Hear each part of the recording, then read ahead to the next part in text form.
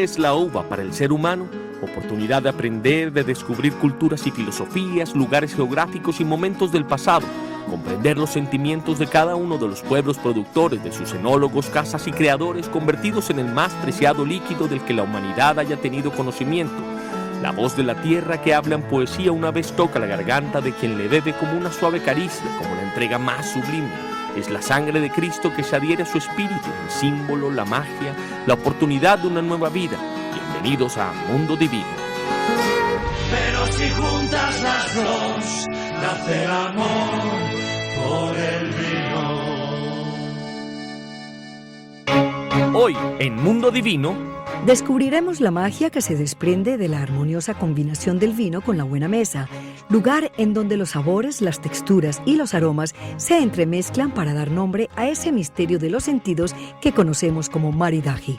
También, y gracias a la gentileza del pueblo argentino, tuvimos la oportunidad de conocer Finca La Celia en el Valle de Uco.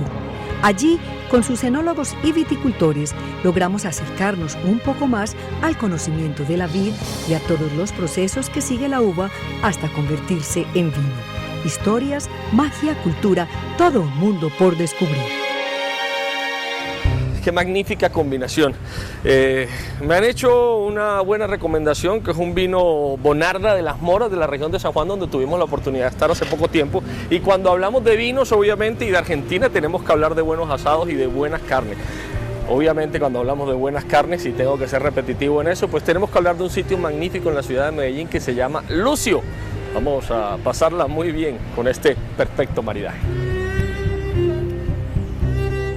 Bueno, me le voy a meter por aquí en la cocina, Lucio. Señores chef, ¿cómo están, jovencitas? Buenas tardes. Lucio, buenas tardes. ¿Cómo estás? Bien, gracias por... Uy, Dios, esto es en serio, lo pusiste así porque veníamos nosotros. Claro. ¿Todo el día este calor? Todo el día. Eso me hace pensar, bueno, hago yo esa pregunta siempre a los parrilleros. Entonces, para ser parrillero, ¿se nace? Se nace y hay que tener la vocación. Arranquemos entonces, ¿qué es lo que me va a preparar el día de hoy? Y primero que todo, pues le doy las gracias por recibirme aquí en Lucio, ¿no? Mucho gusto, aquí les tengo un bife de chorizo. Sí. El bife de chorizo es un corte de la chata centro de la res. Ajá. Aquí yo le hice un corte a la grasa, a los piezas con grasa, yo les hago un corte para que cuando estén en el calor no se deforme la carne. ¿De qué lado se pone cuando va a la parrilla normalmente? Arrancamos por el lado de la grasa. Ajá. Le ponemos un poquitico de este aceite que tengo aquí con hierbas y ajo. Y es que solamente aceite. Un poco de aceite con perejil, ajo. Huele muy bien. Sal y pimienta. Le ponemos un poquito de aceite y la ponemos directamente con la grasa hacia abajo. O sea que no tiene una marinada previa, usted no coloca la marinada. ¿no? Es más, en Argentina, por ejemplo, las parrillas de allá no le ponen absolutamente nada. Tienen un tarro de agua con sal y eso es el único condimento que tiene la carne. Básicamente me imagino por lo que dicen los argentinos, que lo importante es el sabor a carne. Y la carne es de excelente calidad, entonces tiene todo el sabor. Normalmente aquí la gente es feliz haciendo que la llama suba y toque la carne. ¿Eso está bien o en qué momento se debe Eso colocar no es, la carne? no está bien. Digamos, aquí se pone el carbón. Ajá. Se enciende el carbón y es esperar por lo menos 40 minutos, una hora, que el carbón esté todo encendido y se forme la brasa. Mira, muy bien, sí. ahí se ve que el carbón tiene un color blanco. Sí. Ahí es cuando ya la brasa está formada. Vea usted. O sea, ahí es cuando nosotros debemos colocar la carne realmente sobre la parrilla, Sí. sin llama y que ya parezca un poco ceniza el carbón. Claro. ¿En qué momento sé yo o cómo reconozco los términos? O sea, si yo llego a mi casa, invito a alguien y viene alguien muy pinchado y me dice, no, es que la quiero término azul o término medio o bien hecha, ¿cómo sé yo en la parrilla las diferencias de estos términos? Hay varias técnicas. Digamos que hay una que es la más precisa y es con un termómetro. Con un termómetro de carne vamos midiendo la temperatura interna, pero cada parrillero, y ahí está lo que hablábamos ahorita, cada parrillero tiene su don y cada parrillero tocando la carne sabe en qué término está, él va llevando sus tiempos mentalmente y ese es el secreto de cada parrillero, que sepa sacar los términos bien. O sea, el hecho es por la textura de la misma carne. Claro, a medida que la carne se va cociendo, Sí.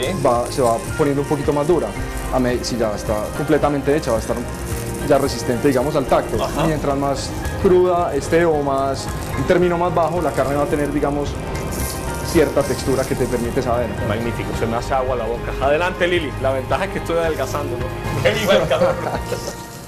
Gracias, Tulio. Te va a dar envidia porque estoy en una repostería y huele delicioso. Bienvenido, Alejandro, ¿cómo muchas estás? Gracias, Liliana. Muy bien, muchas gracias.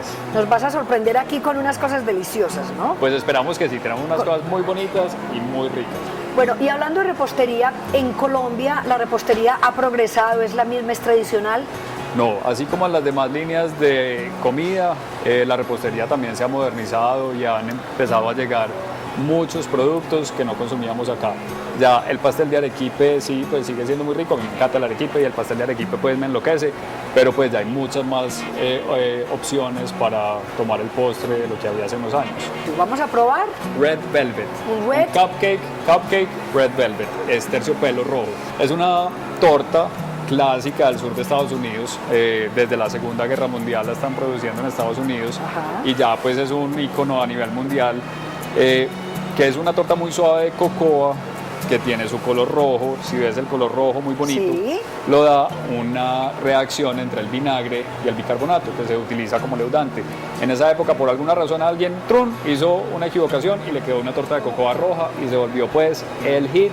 Y además tenemos aquí una copa de vino espumoso, un par de copas deliciosas, que es el vino que va a acompañar nuestro postre de hoy. Sí, porque ¿Cómo es se que combina esto? el tema es que los cupcakes están súper de moda en los matrimonios. A ver, Entonces, otra vez despacio, los cupcake, muchos términos en inglés, ¿no? Sí, Cup- ¿Qué la nos repostería traduce? nuestra es de productos americanos, entonces por eso el cupcake viene de taza, que es cup, una taza, que esto es una y el tacita. cake, que es la torta. Entonces Claro. al principio los horneaban adentro de la taza del café, entonces por Ajá. eso se llamaba cupcake. De manera que como están de moda en los matrimonios, por eso pensamos que era muy bien acompañarlo con champaña o con un vino espumoso. Muy bien, entonces vamos a probar. Yo empiezo. Perfecto. ¿Cómo se come? Es que eso te iba a decir. Tú me tienes la grande. tenemos varias alternativas para comerlo. Como te vi, ya O sea, yo iba a vi que coger ibas a esto por coger el educadita. tenedor. Pero pues lo más divertido, a mí me parece mucho más agradable, tú coges una pestañita del capacillo con las uñas, lo pellizcas y lo bajo. jalas. Lo jalo. Cuando lo jalas, entonces ya Y miren se el color de esta desprende. delicia.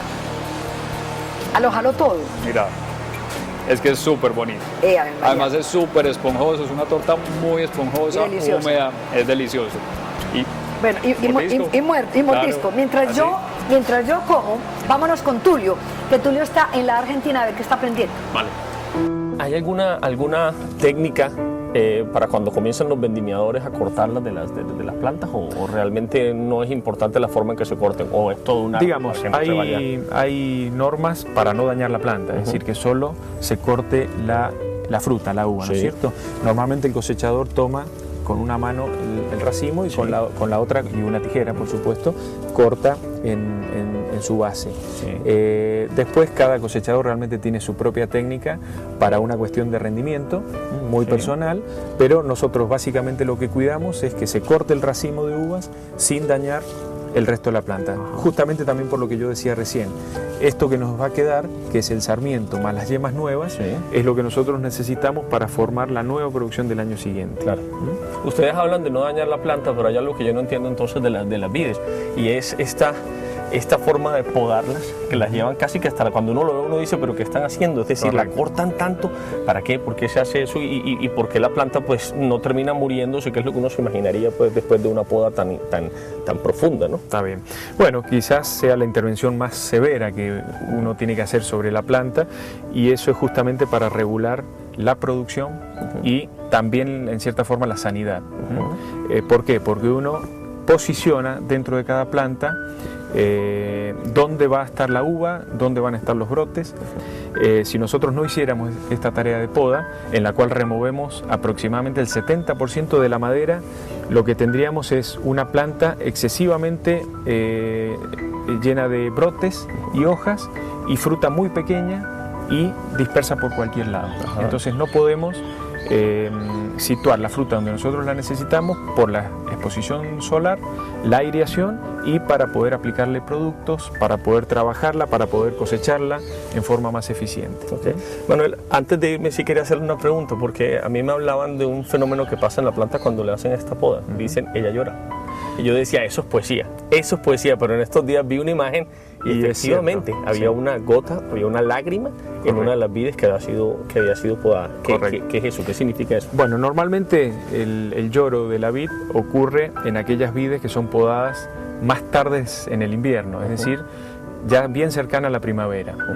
¿Y qué es lo que es? Es en un corte de los tantos que se hacen en poda, al estar justamente cambiando la temperatura, tornándose un poco más cálido el aire, ya la savia, que durante el otoño-invierno se ha retraído a la zona radicular y de tronco, empieza su circulación nuevamente de a poco, muy de a poco. Entonces el lloro no es más que eso, por un corte nuevo, que todavía no ha cicatrizado, cae una gota de savia.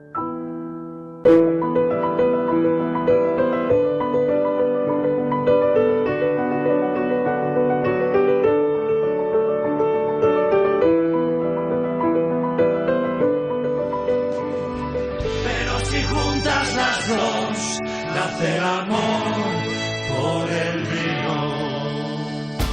Ya volvemos con Mundo Divino.